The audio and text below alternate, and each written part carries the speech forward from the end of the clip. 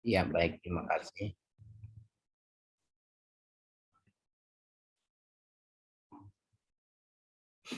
Assalamualaikum warahmatullahi wabarakatuh.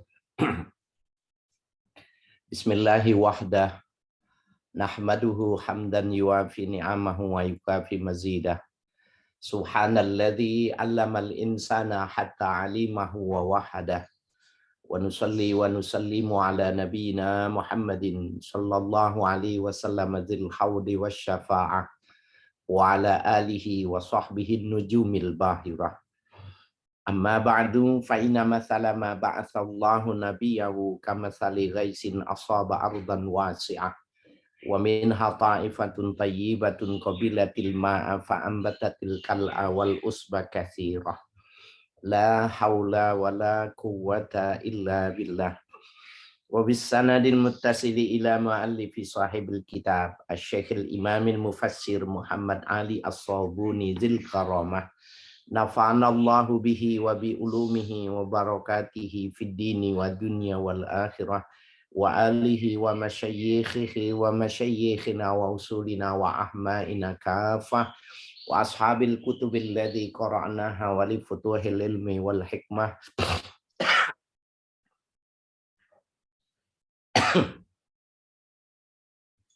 annallaha yataghashahum birrahmati wal maghfirah wa yaj'aluna minal ladzina yastami'una al-qawla fayattabi'una ahsana wa ya'maluna al-khairati fahtasabah wa ila hadratin nabi Muhammadin sallallahu alaihi wa alihi wasallam al-fatihah. A'udzu billahi minasyaitonir rajim. Bismillahirrahmanirrahim. Alhamdulillahi rabbil alamin. Ar-Rahmanir Rahim. Maliki yaumiddin. Iyyaka na'budu wa iyyaka nasta'in. Ihdinas siratal mustaqim. Siratal ladzina an'amta 'alaihim ghairil maghdubi 'alaihim waladdallin. Amin.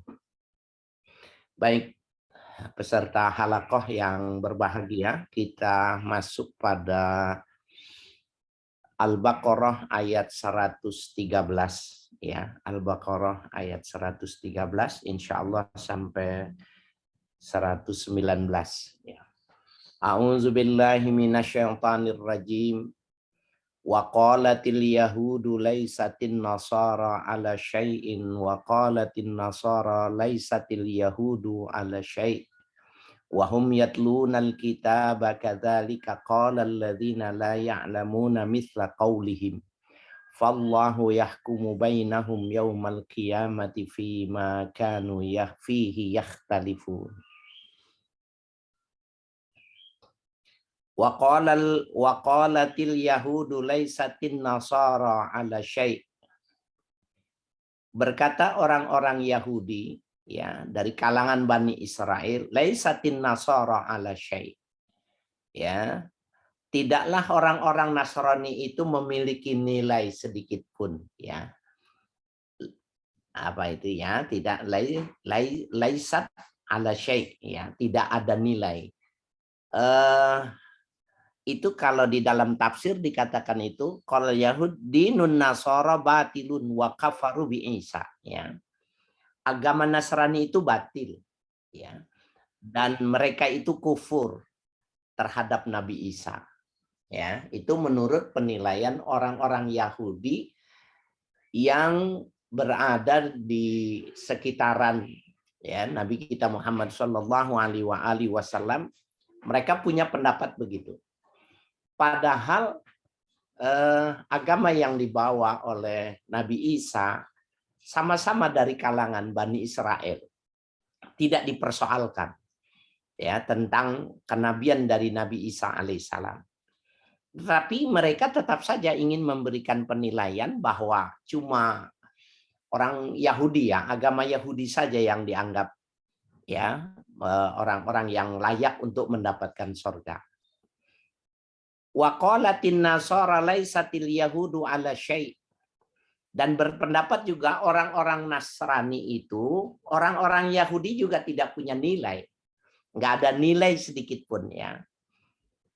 Nah itu di dalam tafsir dikatakan wakaza likan nasara qalu fil yahud dinuhum batilun ya. Berkata orang-orang Yahudi, orang-orang Nasrani bahwa agama Yahudi itu adalah agama yang batil. Agama mereka itu agama yang tidak sesuai dengan yang dibawa oleh nabinya. Nah, yang menariknya ini bahwa di dalam sini dikatakan qalal ladzina la ya'lamuna mithla qaulihim. Dan berkata orang-orang yang tidak mengetahui ya, la ya'lamun. Ini tidak termasuk dari orang Nasrani, tidak termasuk dari Yahudi. Nah, ulama-ulama ya di kalangan mufasir mengatakan alladzina la ya'lamun adalah kaum musyrikin yang ada di kota Mekah, di sekitar Mekah maupun di Madinah ya. Nah, jadi itu yang dimaksud ini. Mereka itu layak lamun adalah orang-orang yang bukan Nasrani, bukan Yahudi, tetapi kaum musyrikin. Apa kata mereka? Mithla qaulihim. Sama persis dengan perkataan mereka. Jadi mereka 3 kelompok ini mengklaim kelompoknya lah yang paling benar. Kelompoknya lah yang akan ya layak untuk mewarisi surganya Allah Subhanahu wa taala. Fallahu yahkumu bainahum yaumal qiyamati fima kanu fihi yakhtalifun. Maka Allah lah yang akan menghukumkan mereka itu pada hari kiamat terhadap apa saja yang mereka perselisihkan, yang mereka perdebatkan itu. Ya, antara Yahudi, Nasrani dan musyrikin itu hum la ya'lamun alladzina la ya'lamun ya, maka nufihi yakhtalifun yang mereka perdebatkan, yang mereka ributkan itu nanti Allah yang akan menghukumkan. Artinya ada menjadi prerogatif bagi Allah ya untuk memberikan penilaian pada klaim-klaim mereka itu. Jadi sudah ada sebuah karakter manusia yang digambarkan, karakter orang yang beragama yang semacam itu. Nah, sehingga kalau sekarang ini ada kelompok-kelompok tertentu yang mengklaim mereka lah yang ahlu sunnah, di keluar mereka itu bukan ahlu sunnah, ini juga sebuah bagian dari karakter orang yang beragama itu memang punya sifat itu. Ya, jadi maka jawabannya ketika terjadi yang satu dengan yang lainnya yang mengatakan ahlu sunnah. Ini kan di Indonesia menarik gitu ya. Orang-orang Nahdiyin mereka menyebutnya mereka itu adalah ahlu sunnah wal jamaah. Kelompok pengikut Kiai Ahmad Dahlan bahkan mengklaim Muhammadiyah. Muhammadiyah itu kan maknanya Muhammadism. Orang-orang yang berkehidupan itu dengan cara Muhammad. Kemudian ada kelompok Salafi yang mereka mengatakan ahlu sunnah. Nah, bahkan ada sebuah dulu kalau tidak salah Abu Jibril apa ya di daerah Ciputat itu yang mengklaim mereka adalah laskar ahlu sunnah wal jamaah. Jadi siapa yang lebih cepat mengklaim mempopulerkan mereka itu sebagai ahlu sunnah. Nah, jawabannya siapa yang benar itu kalau berdasarkan ayat ini fallahu yahkumu bainahum yaumal qiyamati fima kanu fihi yakhtalifun. Kalau begitu jangan menganggap yang paling menentukan atau yang paling benar karena sesungguhnya yang memegang kuncinya itu adalah Allah. Jadi Allah lah nanti yang akan menyelesaikan, yang akan memberikan balasan atau memberikan keputusan dari klaim-klaim yang mengatasnamakan mereka itu sebagai ahlu sunnah wal jamaah. Ya, kalau ini dijadikan menjadi sebuah karakter, maka jawabannya terhadap kondisi sekarang semacam itu. Ya. Kita lanjutkan. Waman azlamu mimman mana'a masajidallahu ayyuzkara fi hasmuhu wa sa'a fi kharabiha. Adakah orang yang lebih zolim mimman mana'a masajidallah terbanding dari orang yang mencegah ya untuk masuk ke masjidnya Allah ayuzkaru fi hasmuhu, yang disebutkan di dalam masjid-masjid Allah itu namanya. Enggak ada orang yang lebih jelek ketimbang orang yang mencegah mereka itu masuk ke dalam Baitul Maqdis. Ya, jadi di masjid di sini oleh ulama itu diartikan adalah Baitul Maqdis, ya. Oleh sebagian ulama dikatakan gitu. Nah, ini banyak ya kalau kita lihat asbabun nuzul terjadinya turun ayat ini karena memang dikala itu ada beberapa peristiwa yang intinya mereka itu bukan cuma mencegah wasa'a fi kharabiha, mereka itu berusaha untuk merobohkan Baitul Maqdis. Dan itu sejarah tentang ya binatang-binatang ya. Salah satu yang menarik itu ketika dilarang seseorang itu untuk makan kampret ya, apa itu kalelawar. Kalelawar itu adalah salah satu binatang yang pernah menawarkan diri ketika Baitul Maqdis ya mau dibakar itu. Kalelawar menawarkan diri kepada Allah untuk diberikan kekuasaan mengambil air di laut itu untuk ditumpahkan kepada orang-orang yang mau membakar Baitul Maqdis. Sehingga tidak boleh memakan kalelawar dari lantaran jasa yang pernah ditawarkan oleh kalelawar itu. Nah, itu banyak ceritanya, banyak versi yang menyebutkan bahwa ada upaya di kalangan mereka itu ingin membakar Baitul Maqdis dan orang tidak boleh masuk Baitul Maqdis. Nah, kondisi sekarang ini ternyata memang orang Yahudi itu dari dulu memang berupaya seperti itu. Dia bagaimana mencegah, membatasi, memproteksi umat Islam itu untuk tidak mendekat ke Baitul Maqdis. Nah, ini peserta halakoh harus juga memberikan atensi yang cukup ini karena kalau kita lihat orang-orang yang pulang dari sana ziarah, mereka itu dipesankan agar supaya jamaahnya di negaranya masing-masing itu dipesankan supaya kembali lagi ke Baitul Maqdis, ajak yang lebih banyak supaya Baitul Maqdis itu hidup. Baitul Maqdis itu seperti dua masjid yang diagungkan yang lainnya, yaitu Masjidil Haram dan Masjid Nabawi itu ya jangan terpisahkan dari tiga ini, sehingga peran bagi seorang muslim dimanapun berada itu harus menghidupkan itu ya. Jadi karena memang dari dulu mereka itu mencegah orang untuk berzikir di dalam masjid itu dan mau berusaha untuk merubahnya. Ulaika makana lahum ayyadkhuluha illa khaifin. Mereka itu adalah yang semestinya mereka masuk ke dalam masjid itu kecuali dalam keadaan takut. Ya, mestinya menjadi orang yang tunduk, mestinya mereka itu memberikan penghormatan. Tapi kalau kita lihat di televisi itu tentara Israel masuk ke dalam masjid Baitul Maqdis itu tanpa melepas laras ya, tanpa melepas sepatu ya. Lahum fid dunya khizyun, mereka itu di dunia akan mendapatkan kehinaan ya, dicaci maki orang sedunia itu. Walahum fil akhirati adzabun azim, dan untuk mereka di negeri mereka itu akan mendapatkan siksa yang besar. Nah, ini menarik nih nanti tentang ya waman azlamu mimman mana'a masajidallah ya. Nanti kita kalau ada waktu kita keluarkan. Kita lanjutkan dulu ya. Walillahil masyriqu wal maghribu fa aynama tuwallu fa thamma wajhullah innallaha wasi'un alim. Milik Allah lah timur dan barat ya. Walillahil masyriq, milik Allah lah timur, wal maghrib, begitupun bagian baratnya. Fa'aina matwallu fatamma wajhullah, maka kemana saja kalian menghadapkan diri maka di sanalah ada wajhullah, ay kiblatullah, arah ke Tuhan itu ada ya. Innallaha wasi'un alim, sesungguhnya Allah maha luas pengetahuannya lagi maha mengetahui.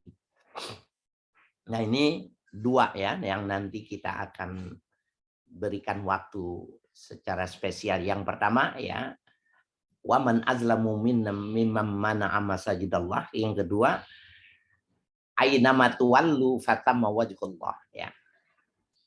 Wa qalu takhadzallahu waladan subhanahu ballahu ma fis samawati wal ardi kullun lahu qanitun.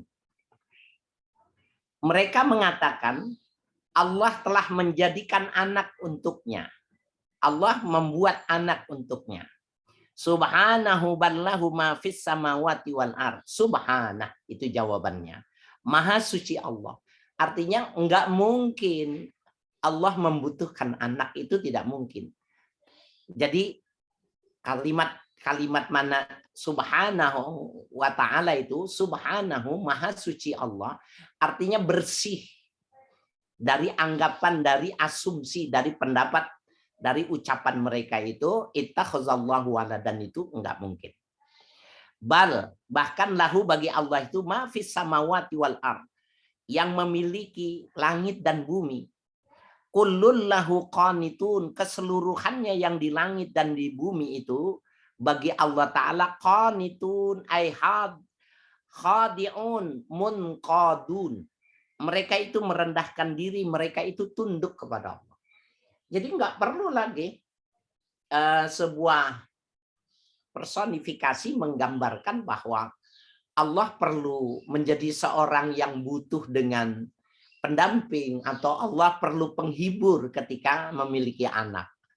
Dan ini maha suci Allah yang demikian ini, maka logika berpikirnya itu akan terjadi limpah kekuasaan ketuhanan ya.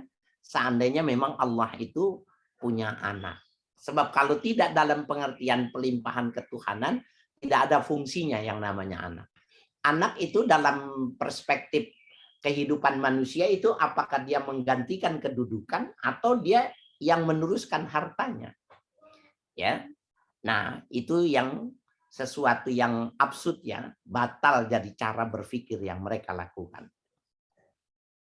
Badi'us samawati wal ardi wa idza qada amrun fa inna ma yaqulu lahu kun fayakun. Badi'us samawati wal ard ya. Badi itu wazan fa'ilun, bermakna bahwa Allah lah yang menciptakan tanpa model. Jadi badi itu maknanya al-ikhtira. Ikhtira itu maknanya mencipta sesuatu sebelumnya belum ada. Gitu. Jadi ketika menciptakan Adam, itu tidak ada makhluk sebelum Nabi Adam. Ya, itu kata badi. Jadi kalau perbincangan di masyarakat di YouTube kita lihat itu, ada makhluk lain sebelum Nabi Adam, bahwa sebenarnya ayat ini sudah memberikan jawaban untuk itu. Kalimat badi mananya al-ikhtira. Menciptakan itu tanpa model sebelumnya. Kalau desainer pakaian, dia menciptakan motif, ya, menciptakan model, menciptakan varian-varian itu, tetapi pada pola yang baku bahwa pakaian laki-laki ya seperti itu, pakaian perempuan ya seperti itu. Itu tidak bisa ya desainer disebut dengan badi, itu tidak bisa. Karena dia sudah punya pola yang pola dasar yang bisa dijadikan untuk dasar menciptakan model-model atau kreasi-kreasi baru. Nah, Allah itu badi ya, yang menciptakan ya tanpa ada model sebelumnya ya tentang langit dan bumi ini. Wa idza qada amron fa inna ma yaqulu lahu kun fayakun. Apabila Allah menetapkan berkehendak terhadap sesuatu, maka sesungguhnya Allah mengatakan kepada sesuatu itu kun, jadilah engkau, fayakun, kemudian ini menjadi. Nah, ini yang mengatakan ini Allah ya. Ada orang yang mengamalkan ilmunya supaya dia bisa mendapatkan barokatul ayah ketika dia senang sama gadis itu menolak cintanya dia atau tidak merespon dia, Maka gadis itu dipuasakan ya 7 hari, kemudian setiap malam dibacakan ini wa idza qada amran fa inna ma yaqulu lahu kun fayakun. Ya sebenarnya itu bisa berbahaya karena dia bisa jadi menganggap dirinya Tuhan kecil kalau ternyata memang wanita itu akhirnya menerima, ya. Berbahaya itu. Ini adalah ucapan Allah. Wa qala alladzina la ya'lamun, dan berkata orang-orang yang mereka itu tidak mengerti apa-apa. Nah, ini kalau kita lihat ini tadi pemaknaan yang pertama, kelompok layak lamun itu adalah kaum musyrikin. Tetapi kalau dilihat dari konteksnya ini, hum layak lamun di sini adalah 3 kelompok itu. Jadi Yahudi, Nasrani dan orang-orang Quraisy itu mereka mengatakan laula yukallimunallahu au ta'tina ayah. Mengapa Allah tidak berbicara langsung kepada kami atau Allah mendatangkan kepada kami ayat, bukti, ya, sebagai untuk mengatakan Muhammad itu utusan Allah. Gitu. Nah ini kalau ini dilihat bahwa Yahudi di masa Nabi Muhammad itu dengan Yahudi di masa Nabi Musa itu sama aja karakternya. Ketika mereka minta kepada Nabi Musa, ya, minta diperlihatkan Tuhannya Musa untuk mereka berbakti, maka mereka minta kepada Nabi Muhammad, laula yukallimunallahu aw ta'tina ayah. Kenapa Tuhan tidak ngomong langsung bahwa engkau Muhammad adalah utusannya? Atau Allah turunkan satu tanda di mana tertulis di situ nama Muhammad, ya, keturunan Bani Israel, keturunan dari Nabi Ismail umpamanya. Kadzalika qala alladzina min qablihim mitsla qaulihim. Seperti demikianlah perkataan orang-orang yang sebelum mereka itu, ya, mitsla qaulihim, ya, sama dengan yang mereka ucapkan. Nah, itu yang dimaksud ketika, ya, Bani Israel minta kepada Nabi Musa untuk diperlihatkan wujud Tuhan, ya. Apa itu ayatnya itu? Lupa saya, ya. Jadi intinya minta diperlunjukkan. Tasyabahat qulubuhum, menjadi serupa hati mereka itu. Artinya sama, tasyabahat, serupa. Hati yang Yahudi yang ada di zaman Nabi Muhammad dengan yang di masa Nabi Musa itu tasyabahat qulubuhum, ya. Kesamaan karakternya itu terlihat. Qad bayyannal ayati liqaumi yuqinun, dan sungguh kami telah memberikan tanda-tanda, ya, kebenaran Nabi Muhammad sebagai utusan Allah itu liqaumi yuqinun, bagi orang-orang yang punya, ya, keyakinan. Di orang-orang yang yakin itu enggak ragu lagi, ya. Tetapi mereka meragukannya. Inna arsalnaka bil haqqi basyira wa nadhira wa la tus'alu an ashabil jahim. Inna arsalnaka, sesungguhnya kami utus engkau ya Muhammad. Ini sebagai sebuah penetapan yang mereka tuntut itu tadi, au ta'tina ayah, gitu ya. Maka Allah mengatakan inna arsalnak, ya, bil haqq basyira wa nadhira.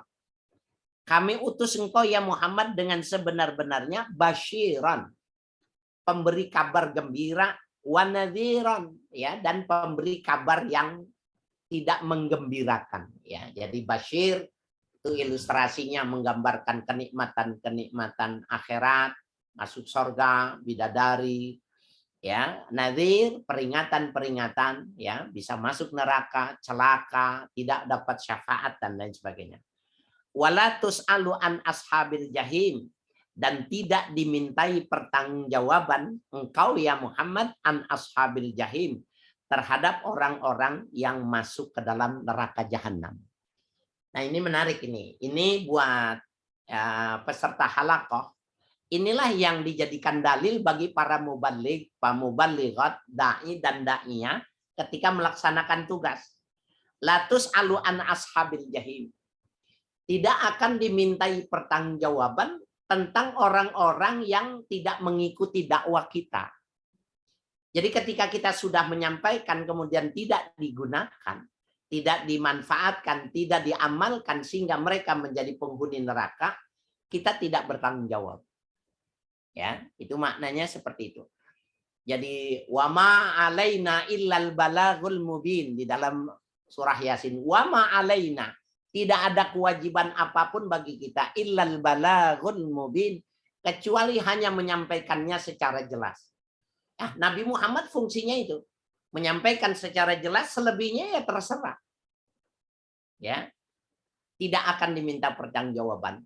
Nah, mafhum mukhalafahnya dari ayat ini, apabila kita menyampaikannya tidak maksimal, menyampaikannya tidak jelas, remang-remang, karena takut kita kedudukan kita itu jatuh, maka kita maknanya tetap tus'al. Kita dimintai pertanggungjawabannya. Dari mana itu? Nah, dari mafhum mukhalafah ayat ini. Ya, jadi sungguh Allah secara bijak memberikan sebuah ketetapan walatus alu an ashabil jahim, maka mereka mafhum mukhalafahnya tus alu an ashabil jahim. Ya. Baik, kita akan keluar melihat ya yang diterjemah yang ditafsirkan ini ya. Wahum yatlunal kitab. Ya, wahum yatlunal kitab, sementara mereka itu membaca Alkitab. Al-Yahud yaqra'una Taurat wan Nasara yaqra'una Al-Injil. Orang-orang Yahudi mereka itu membaca Taurat dan Nasrani itu mereka itu membaca Injil. Faqad kafaru bi anbiya'ihim ala ilmin. Dan sungguh mereka kufur ya, menutup diri bi anbiya'ihim ya terhadap nabi-nabi yang diutus kepada mereka itu ala ilmin dengan pengetahuannya. Artinya bukan orang bodoh yang mereka itu kufur. Ya, mereka memang benar-benar memang tidak menerima ya, menolak dan mendustakan padahal mereka tahu ya, secara keilmuan itu mereka bisa mengerti. La ya'lamuna mithla qaulihim kadzalika qala musyrikunal arab al-wathaniyun gitu ya, seperti juga orang-orang musyrikin Arab al-wathaniyun yang mereka itu menyembah patung. Al-Islamu batilun wa Muhammadun laisa birasulin. Islam itu agama yang batal. Ya, agama yang tidak bisa diterima. Wa Muhammadun laisa birasulin. Muhammad itu bukan utusan Allah. Kemudian fallahu yahkumu bainahum ya yufassilu baina al-adyani ya bihukmihil adil. Itu maknanya Allah menjelaskan antara ahli agama-agama yang tadi itu tadi Yahudi, Nasrani dan musyrikin itu tadi bihukmihil adil, dengan hukum Allah yang adil ya kelak nanti di yaumil qiyamah. Waman azlamu mimman mana'a masajidallah, maknanya la ahada azlamu wa afjaru mimman mana'a min ibadatillah. Tidak ada seorang pun yang lebih zalim, yang lebih ya fajir, yang lebih zalim dari orang yang mencegah masuk ibadah ya wasa'a fi kharabiha, dan berusaha untuk merubuhkannya ya bita'tiliha, dengan cara menelantarkan kama fa'ala kuffaru Makkah mana'u Rasulullah sallallahu alaihi wasallam wal mu'minina min ada'i manasikil umrah, sebagaimana dilakukan oleh orang-orang kafir Mekah ketika mereka mencegah Rasulullah dan bersama orang-orang mukmin yang mengikuti Nabi itu untuk menunaikan ibadah umroh. Ya, ini kalau kita lihat sebelum perjanjian Hudaybiyah itu, ya pernah Nabi diblokade, mau melakukan ibadah ditutup. Ya, nah, itu yang dimaksud dengan orang yang mengartikan bahwa masjid di sini maknanya umum jadinya. Kalau melihat dari penafsiran ini, kalau tadi yang saya katakan itu di dalam tafsir Al-Qurtubi dikatakan yang dimaksud adalah masjid ya Baitul Maqdis. Kalau dilihat dari penafsiran ini Syekh Ali As-Sabuni mengatakan yang dimaksud adalah Masjidil Haram, sehingga yang menjadi konteks pembahasannya ketika mereka mencegah Nabi untuk masuk kota Mekah mengerjakan ibadah haji. Ayadkhuluha illa khaifin, ya, mereka masuk ke dalam masjid itu kecuali dalam keadaan takut kepada Allah. Mayam bagi ayadkhulu buyutallahi illa fi khudu'in wa khasyatin. Siogianya mereka masuk ke rumah Allah itu dalam keadaan khudu, ya, merendahkan diri, wa khasyatin, dan takut kepada Allah. Fadlan an tajarru'i ala hadamiha. Terlebih lagi lancangnya mereka itu ingin merubuhkannya, masjid itu tadi. Kemudian khizun maknanya zallatun wa mahanatun, ya, kehinaan dan kebencian yang akan mereka dapat ini, ya, rendah, kerendahan.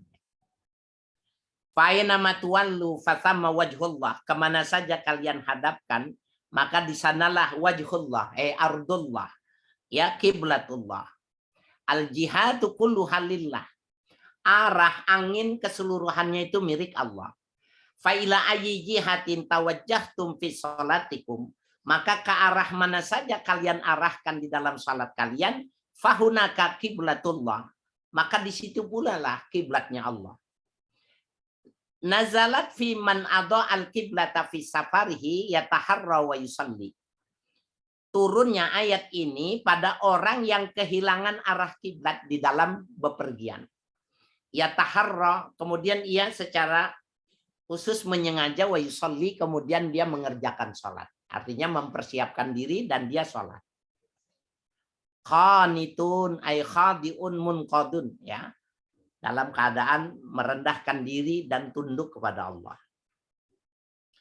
Badi'us samawati wal ardi, ya, maknanya khaliquhuma, ya, wa mubdi'uhuma ala ghairi misalin sabikin.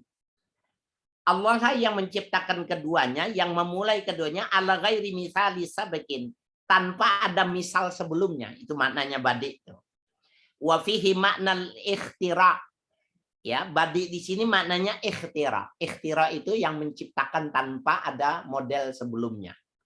Temuan baru kira-kira gitu, ya. Semua yang Allah ciptakan itu adalah yang sebelumnya belum diciptakan.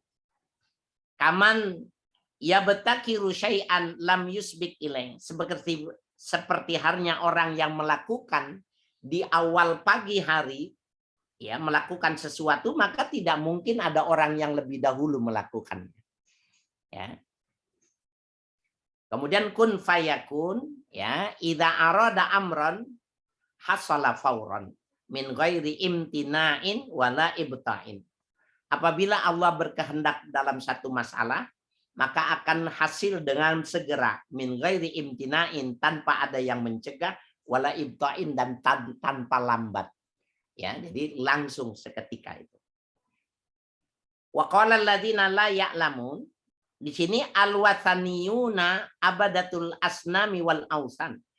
Al-wathaniyun itu adalah penyembah patung-patung dan berhala, ya. Laula yukallimunallah, halla yukallimunallah, artinya itu. Mengapa tidak berbicara langsung kepada kami Allah itu? Wa yukhbiru nabi annaka rasuluh, dan Allah memberitahukan bahwa engkau ya Muhammad adalah utusannya. Jadi sebuah permohonan yang bodoh ketika permintaan yang fisika pada hal-hal yang metafisika. Begini maksudnya. Allah itu metafisika, sesuatu yang tidak terjamah materinya. Sementara kita ini fisika. Apakah bisa kita yang fisika melihat kepada yang metafisika? Jawabannya tidak bisa, seperti halnya kita tidak bisa melihat angin. Kita tidak bisa melihat bangsa jin. Nah, kita tidak bisa melihat angin, tidak bisa melihat bangsa jin, itu karunia Allah. Betapa orang tidak doyan makan kalau seandainya bisa melihat jin. Bisa jadi dia tidak berkehendak berumah tangga kalau dia bisa melihat jin, ya. Nah, itu menjadi sesuatu yang sulit untuk dipahami ketika orang tidak mengerti tentang ketuhanan, ya. dia mengatakan, kenapa Tuhan tidak mengatakannya secara langsung? Padahal patung-matung yang mereka sembah itu tidak pernah berbicara sedikit pun. Nah, ilustrasi yang kalau kita kontekskan dengan ketika Nabi Ibrahim ya menghancurkan patung-patung yang ada di sekeliling kota Makkah itu tadi Ka'bah, disisakan satu yang paling besar, bal kabiruhum hadza. Jangan-jangan ini yang paling besar yang melakukannya. Mereka sebenarnya menghadapi pada sebuah dialektika berpikir, kalau Tuhannya aja nggak bisa ngomong, Tuhannya aja nggak bisa menjelaskan siapa yang menghancurkan, bagaimana memberikan pertolongan. Nah, itulah kalimat laula yukallimunallah adalah sebuah dalil di mana kebodohan manusia itu ketika dia tidak bisa menjangkau sisi-sisi ketuhanan. Sehingga mereka disebut jahiliyah. Padahal kan sastra di zaman Nabi itu, sastra udah begitu sangat tinggi. Sampai saat ini itu diakui oleh para muarikhin, para sejarawan, ketinggian ya sastra di zaman sebelum kelahiran Nabi itu tadi. Au ta'tina ayatun, ta'tina mu'jizatun, sati'atun qati'atun ala sidqi risalatik. Ya, kenapa tidak didatangkan mukjizat yang nampak, sati'atin ay zahiratin yang nampak, qati'atin yang pasti, ala sidqi risalatik yang menunjukkan kebenaran kerasulan engkau ya Muhammad. Nah, itu penafsirannya begitu. Min qablihim mithla qaulihim, ya seperti yang sebelum mereka itu, maksudnya Nabi Musa, seperti perkataan mereka yang berada di zaman Nabi Muhammad, yakni qalal kuffaru mislu qaulil yahudi wan nasar. Perkataan orang-orang kafir itu sama dengan perkataan orang Yahudi dan Nasrani. Qala dinullah, dinul islami batilun. Agama Allah itu batil. Wa ma nahnu alaihi wal haq.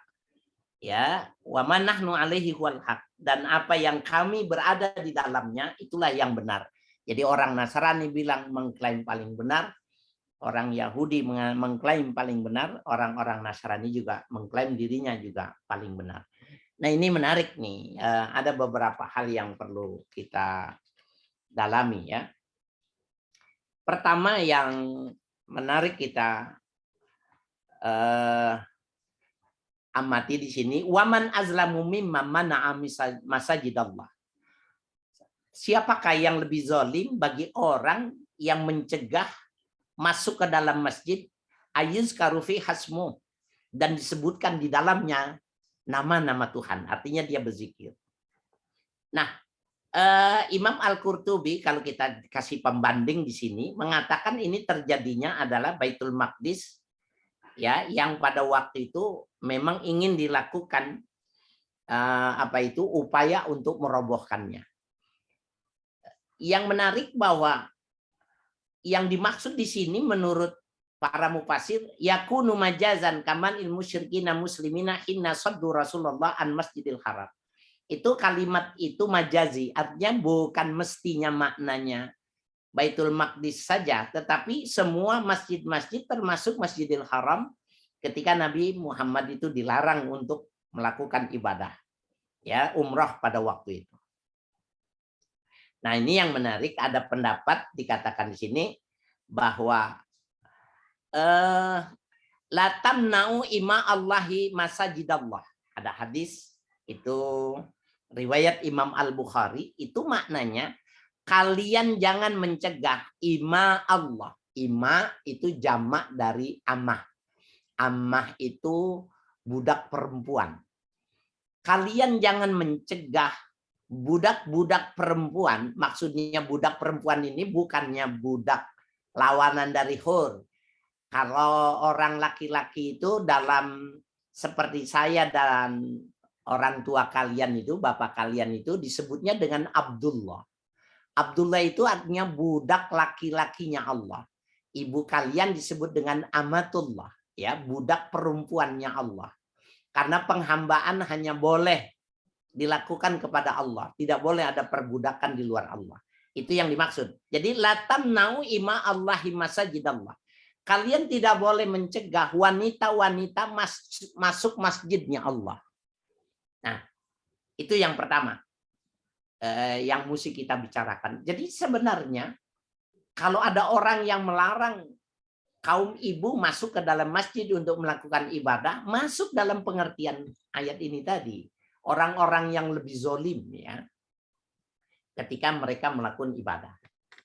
Nah ini menarik ya untuk sebuah dalam kajian bahwa kadang-kadang ulama itu sepertinya lebih tahu atau lebih mengangkangi ketentuan Rasul ketika Nabi melarang, ini dalam hadis Bukhari ya, tetapi ulama tidak membolehkan. Itu tentu saja ulama mengistimbat hukum itu tadi bukan cuma dari satu hadis yang melarang ini. Bahwa Sayyidah Aisyah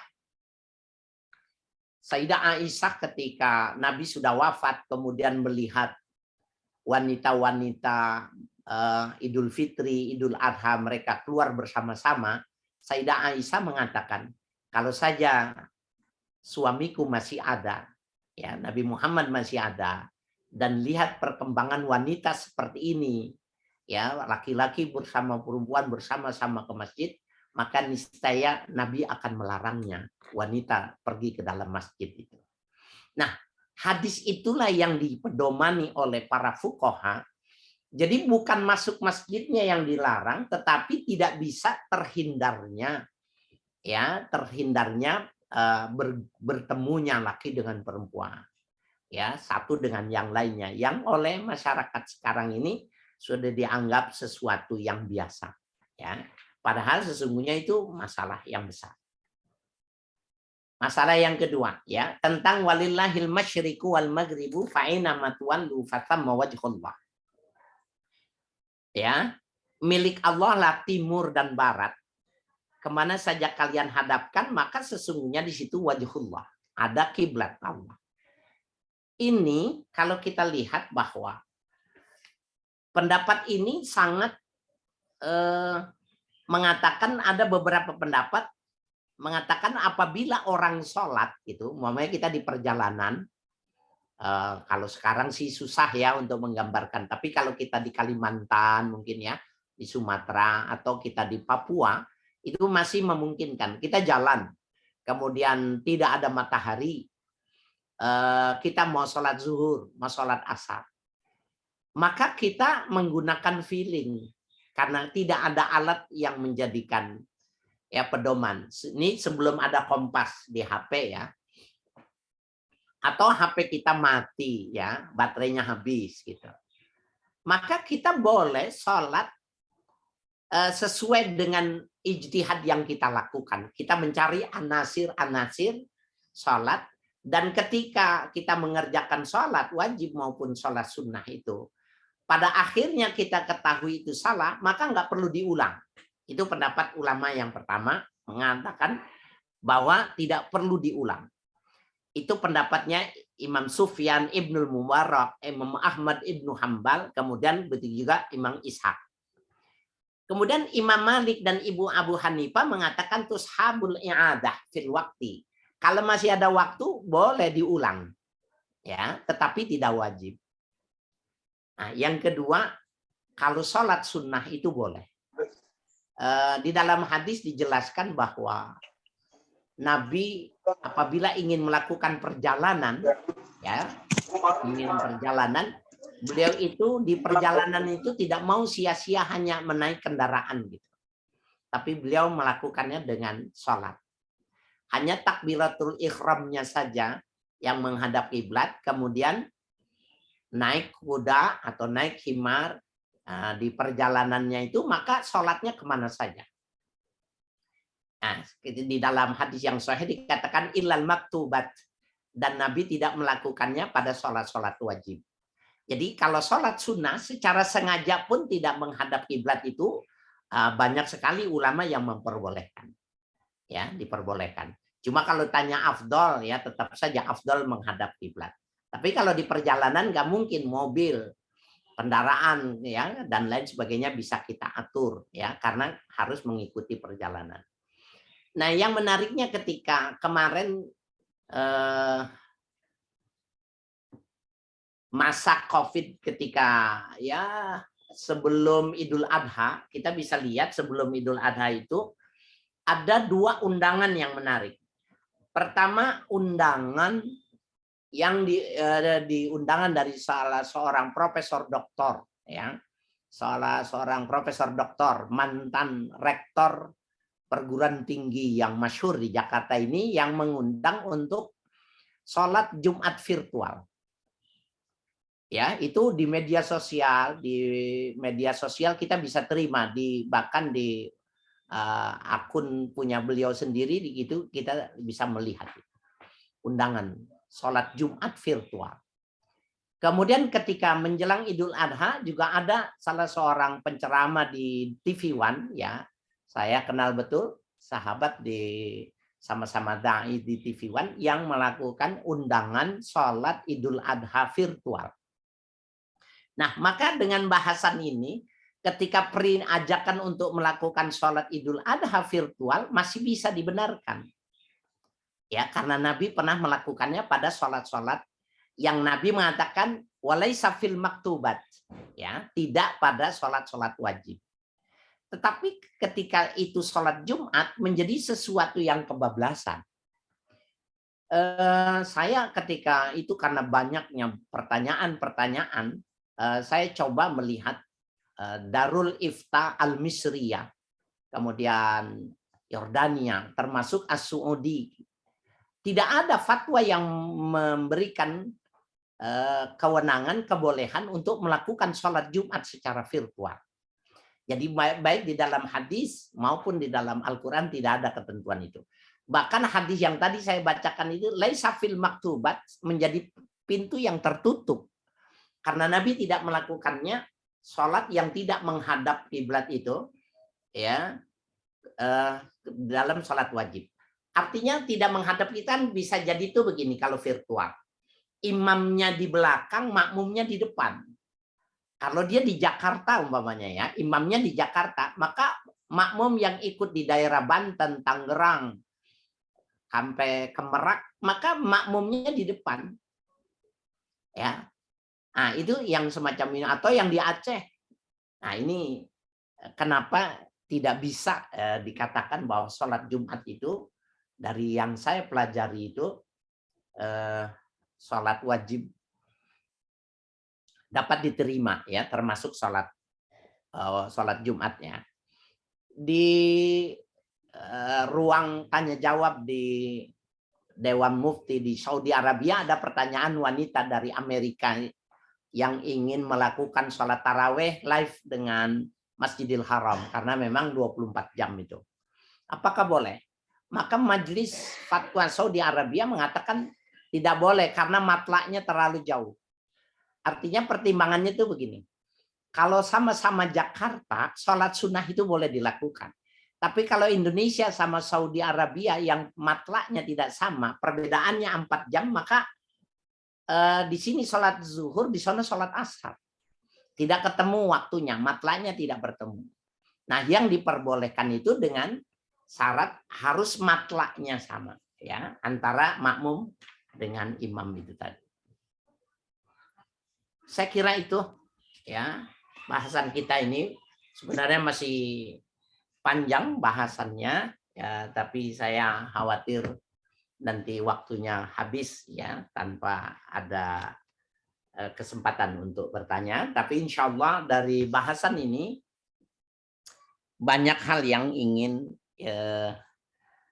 disampaikan, ya, dan ini juga bagi yang ingin menulis dalam karya tulis, ya, skripsi ini, ayat tentang walillahil masyriqu wal maghribu fa aina matwallu fathamma wajhullah, itu menjadi sebuah bahasan tersendiri dalam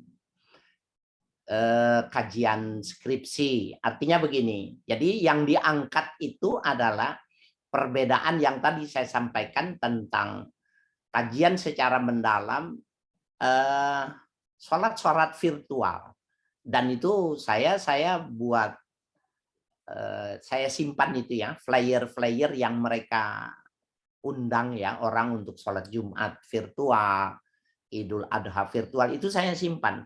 Saya nggak mau ketika berbicara semacam ini disangkanya saya itu bohong gitu, enggak, saya simpan. Nah ini kalau ini mau dijadikan bahasan memperbedakan virtualisasi sholat ya dalam perspektif Imam Syafi'i umpamanya, atau dalam perspektif Imam Mazhab, atau dalam perspektif Al-Quran, ini menjadi sesuatu yang menarik ya tentang kajiannya itu. Karena di dalam pendapat ulama sendiri, empat madhab itu tadi berbeda pendapat kalau seandainya ternyata ketika dia salah sholat dan dia mengetahui salahnya itu setelah selesai sholat. Nah, bagaimana kalau dia tahunya itu ternyata masih dalam sholat, umpamanya matahari terus terbit gitu loh. Oh, ternyata saya tidak madhab kiblat dari tadi. Nah, bagaimana itu? Jadi itu masih banyak sekali ya rumusan yang mesti dibahas, dibicarakan di dalam tentang ya virtualisasi sholat ini menarik ya. Jadi bahkan saya mau itu kalau diminta untuk jadi pembimbing ya, menulis tentang virtual sholat ini. Saya kira itu. Baik, alhamdulillah, terima kasih Bapak atas penjelasannya. Baik teman-teman, sekarang kita masuk ke sesi tanya jawab ya. Apabila teman-teman ada yang ingin bertanya, silahkan raise hand atau bisa menulis di kolom chat. Tapi sudah ada pertanyaan Bapak Ya. dari saudari Hana. Bapak, saya mau nanya, tapi keluar dari pembahasan. Ya. Sebenarnya gelar hafiz atau hafizo itu buat orang yang sudah hafal Al-Quran 30 juz, apa orang yang menghafalkan sebagian saja. Di samping akhlaknya belum sesuai dengan Al-Quran dan hafalannya belum mutqin, dan apakah ada syarat tertentu atau bagaimana Bapak? Terima kasih Pak. Ya, baik ya. Kalau kita mengikuti kaedah yang dibuat oleh para ulama hadis, malah lebih berat lagi. Kalimat al-hafiz itu adalah orang yang mesti hafal 10.000, 100.000 ayat matnan wasanadan. Matannya dengan sanadnya hafal, maka dia gelarnya al-hafiz. Seperti Al-Hafiz Ibnu Hajar Al-Asqalani ya, pengarang yang membuat syarah hadis Al-Bukhari. Kemudian Al-Hafiz yang dimaksud di Indonesia dari kalangan ulama-ulama atau pondok pesantren tahfiz, yang dimaksud dengan Al-Hafiz adalah, atau Al-Hafizah adalah orang-orang yang hafal 30 juz. Ya, 30 juz. Sehingga merekalah yang diberikan gelar. Dan kalau di pesantren-pesantren tradisional, mereka kan setelah hataman 30 juz, kemudian diberi waktu kurang lebih 1 bulan sampai 2 bulan untuk semaan. Ya, mengikuti semaan, artinya membaca dari juz pertama sampai akhir itu. Dan di rumah saya ini beberapa kali dilakukan itu, dimulai dari jam 6 pagi itu, jam 3 sore sudah khatam 30 juz. Nah, dia sudah lulus semaan itu, maka dari pesantren kita mengeluarkan keterangan atau ijazah bahwa dia memang orang yang menghafal Quran. Nah, itu secara harfiah diartikan al-hafiz atau al-hafizah. Jadi kalau yang baru hafal 5 umpamanya minimalis gitu, dia tidak dalam gelar yang disebut hafizah, atau hafiz itu belum. Baik Bapak. Ke pertanyaan selanjutnya ya Pak. Ya. Bapak izin bertanya. Tadi di penjelasan kun fayakun menjelaskan apabila Allah berkehendak maka terjadilah. Lalu apabila dikehendakkan bisa melihat jin atau syaitan secara kebetulan. Dan jika orang itu dilihatkan maka itu termasuk kemurkaan Allah atau memang kelebihan atau penyakit Pak. Ya seperti itu. Ya. yang jelas kita ini beda alam. Ya, mesti dipahami kita dengan bangsa jin ini beda alam. Dan ini menarik ya. Saya ingin menyampaikan ini karena banyak wanita itu begini. Nabi pernah bersabda, "Satru ma baina ayunil jinni wa aurati bani Adam ayyakula fil kanib bismillah." Yang bisa menutup mata jin terhadap auratnya wanita itu ketika dia membaca basmalah. Wanita telanjang, mau buka baju, mau mandi atau apapun juga, dia harus baca bismillah. Kalau dia tidak baca bismillah, maka dia bisa dilihat oleh jin. Tapi kalau dia baca bismillahirrahmanirrahim, jin itu nggak bisa melihat. Apalagi yang sudah berkeluarga itu menjadi sangat penting, jangan memperhatikan jendela dan pintu, lampu. Tetapi baca basmalah, terang pun tidak akan terlihat. Kenapa beginian? Karena dipahami bahwa manusia dengan jin itu beda alamnya dan beda materinya. Jadi kita fisika, dia metafisika. Lalu apakah manusia bisa melihatnya? Bisa. Seperti Sayyidina Umar itu orang yang ditakuti oleh jin. Sebab jin bisa ditambang, bisa dipanggil, dan bisa ditabokin mukanya. Nah, itu pun juga jadi sebuah pembahasan di kalangan ilmu fikih. Boleh tidak sebenarnya kalau kita menikah dengan jin?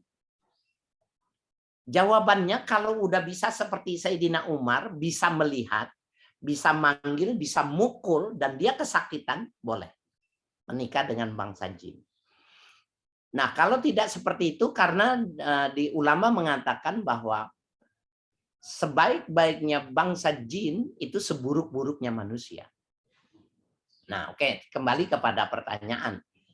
Orang yang bisa melihat jin atau makhluk halus itu bermasalah.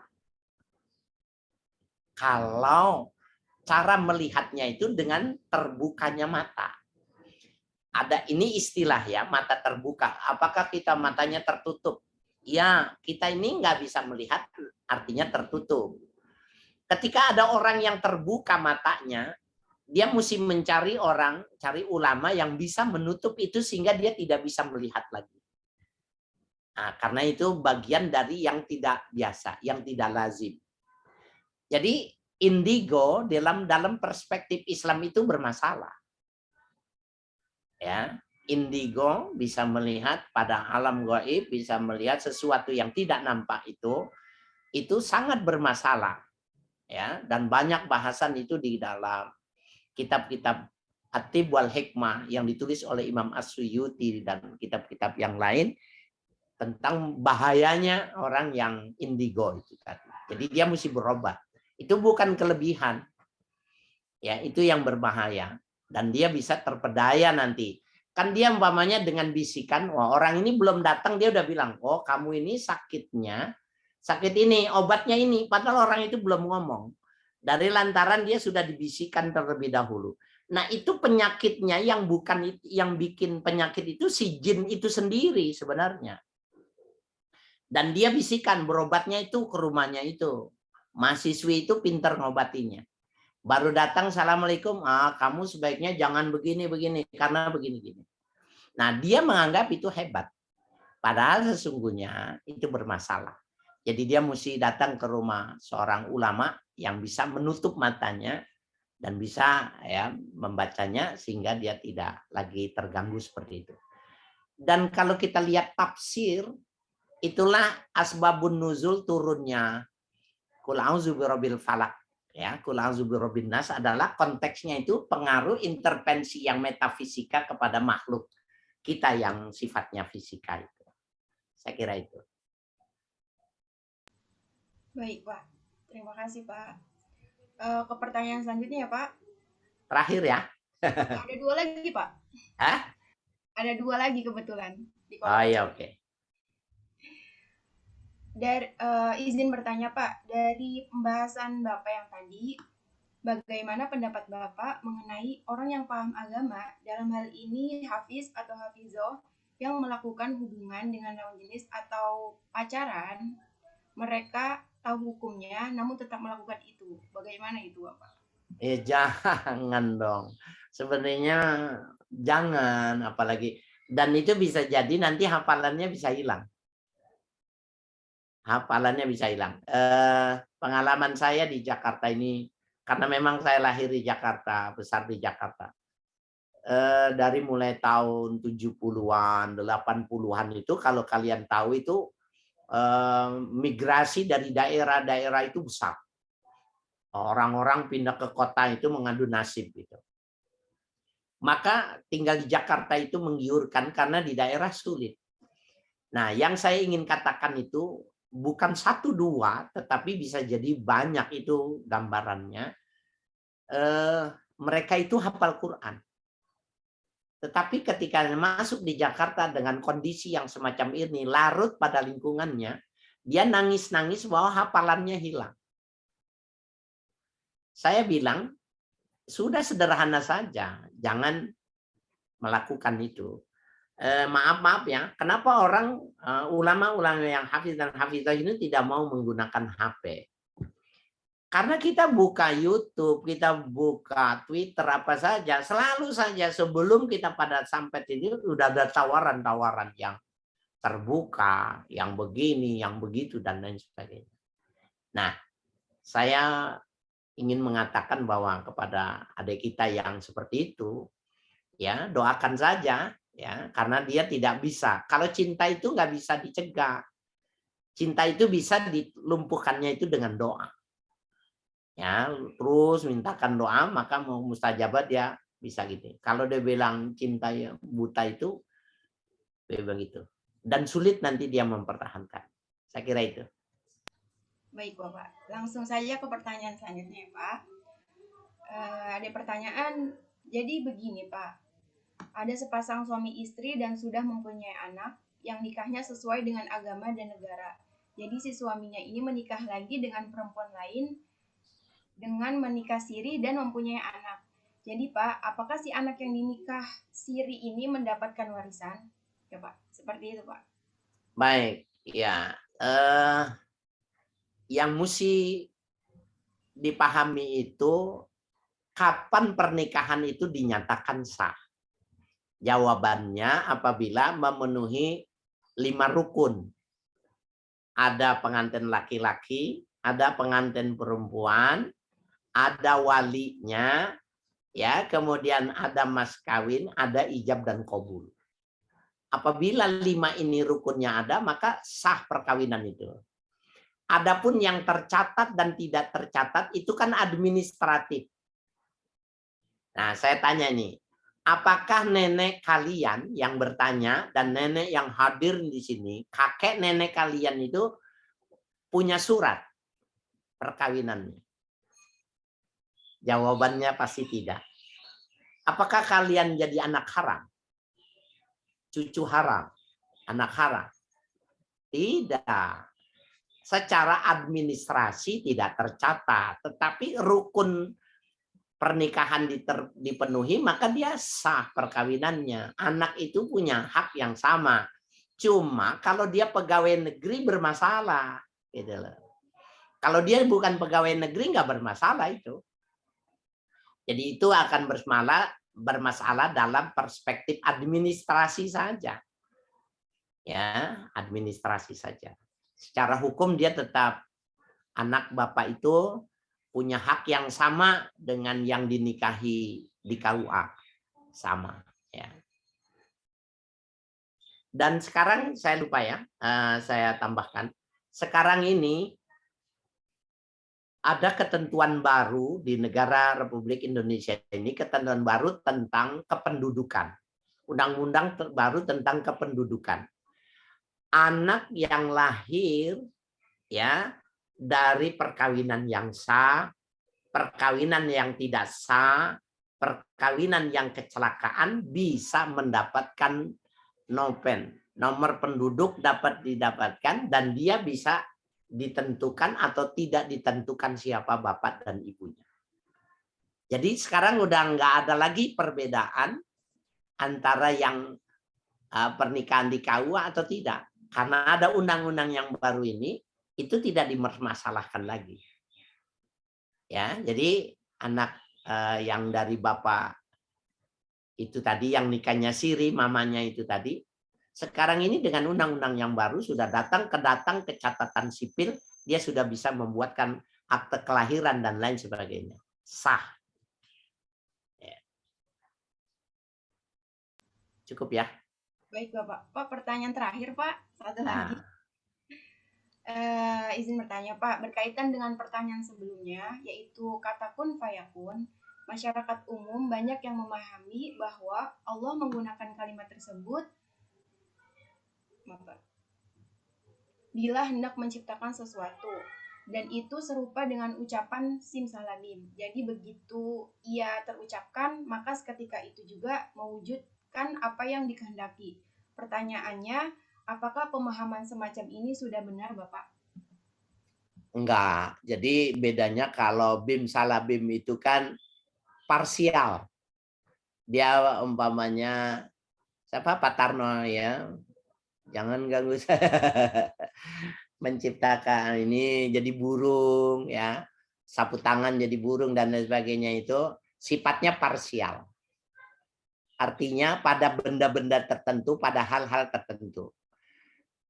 Dalam ayat yang dimaksud ini, idza arada syai'an ayyakula lahu kun fayakun, syai'an itu nakirah di situ maknanya kullu, jami'an. Allah hanya mengatakannya satu kali ketika Allah ingin menciptakan alam semesta. Itu yang dimaksud. Jadi sekali Allah mengatakan itu, kemudian terjadilah alam semesta ini, dan proses-proses bagiannya itu, artinya perkawinan ini dengan itu yang melahirkan anaknya menjadi cucunya, perkawinan ini dan lain sebagainya, yang ini meletus, yang ini enggak, yang ini tsunami, itu dalam satu kali ucapan kun, ya, yang Allah mengatakannya fi azali, itu mengatakannya fi azali. Apa itu azali? Zaman di mana belum ada zaman, waktu sebelum ada waktu. Maksudnya gini, kapan seseorang itu bisa menentukan waktu? Ketika sudah ada matahari. Ada matahari itu maka bisa ditentukan pagi, siang, malam. Ketika matahari belum diciptakan maka tidak ada zaman, tidak ada waktu. Nah, belum ada waktu itulah yang disebut dengan alam azali. Allah mengatakan kun fayakun. Jadi satu kali mengatakan, adapun periodisasi dan perkembangbiakannya itu tadi, kalau pada jenis binatang dan hewan itu adalah sunnatullah. Ya, jadi yang berikutnya itu berlaku sunnatullah itu tadi. Baik, ya, terima kasih. Mudah-mudahan kita bisa bertemu lagi. Saya mau tegasin, Kamis depan tetap halakoh. Insya Allah ya Pak. Oke, baik. Bismillahirrahmanirrahim. Alhamdulillahirabbil alamin. Allahumma shalli ala nabiyyina Muhammadin wa alihi washabihi ajmain. Allahumma inna nas'aluka ilman nafi'ah wa rizqan thayyiban wa amalan shalihan maqbula. Allahumma inna na'udzubika min ilmin la yanfa wa qalbin la yakhsha wa min nafsin la tashba wa min du'ain la yusma wa na'udzubika min haula'il arba'. Sallallahu ala nabiyyina Muhammadin wa alihi washabbihi walhamdulillahi rabbil alamin. Amin. Ya, assalamualaikum warahmatullahi wabarakatuh. Waalaikumsalam. Terima kasih Bapak.